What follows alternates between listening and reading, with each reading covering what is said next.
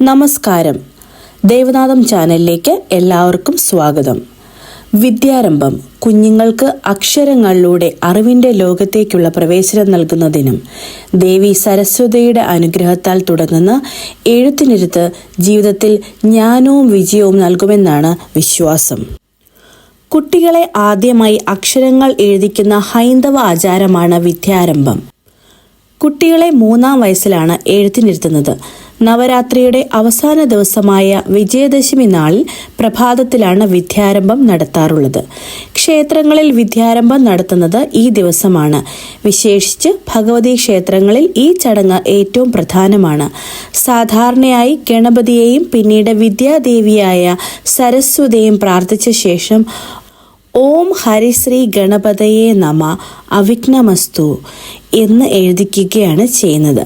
വിജയദശമി ഒരു ശുഭദിനമായി കണക്കാക്കാറുള്ളതുകൊണ്ട് ഈ ദിവസം വിദ്യാരംഭം നടത്തുന്നത് വളരെ ഉത്തമമായി കരുതുന്നു. ഗണപതി പൂജയോടെയാണ് ചടങ്ങ് ആരംഭിക്കുന്നത്. പിന്നീട് വിദ്യാദേവിയായ സരസ്വതി ദേവിയെ സങ്കല്പിച്ച് പ്രാർത്ഥന നടത്തുന്നു. പിതാവോ ഗുരുക്കന്മാരോ കുട്ടികളെ മടിയിലിരുത്തുന്നു.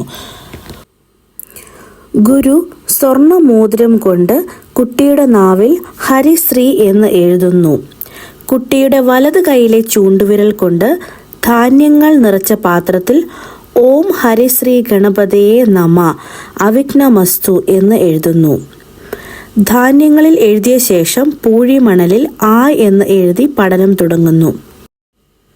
വിദ്യാരംഭത്തിൻ്റെ പ്രാധാന്യം ഇത് കുട്ടികൾക്ക് വിദ്യയും ജ്ഞാനവും നേടാനുള്ള ഒരു ശുഭകർമ്മമാണ്. ഈ ചടങ്ങ് വിജയദശമി ദിനത്തിൽ നടത്തുന്നത് ശത്രു സംഹാരിണിയായ ദുർഗാദേവിയുടെ അനുഗ്രഹവും ലക്ഷ്മി ദേവിയുടെ ഐശ്വര്യവും ലഭിക്കുമെന്ന വിശ്വാസത്തിലാണ്. വിദ്യാരംഭം നടത്തുന്നതിലൂടെ കുട്ടികൾക്ക് ജീവിതത്തിൽ വിജയം നേടാൻ കഴിയുമെന്നും വിശ്വാസികൾ കരുതുന്നു. എല്ലാ കുട്ടികൾക്കും അറിവിൻ്റെ ലോകത്തിലേക്ക് വിജയകരമായൊരു തുടക്കം ആശംസിക്കുന്നു. നന്ദി, നമസ്കാരം. ഇഷ്ടപ്പെട്ടാൽ ഈ ചാനൽ ലൈക്ക് ചെയ്യാനും ഷെയർ ചെയ്യാനും മറക്കരുതേ.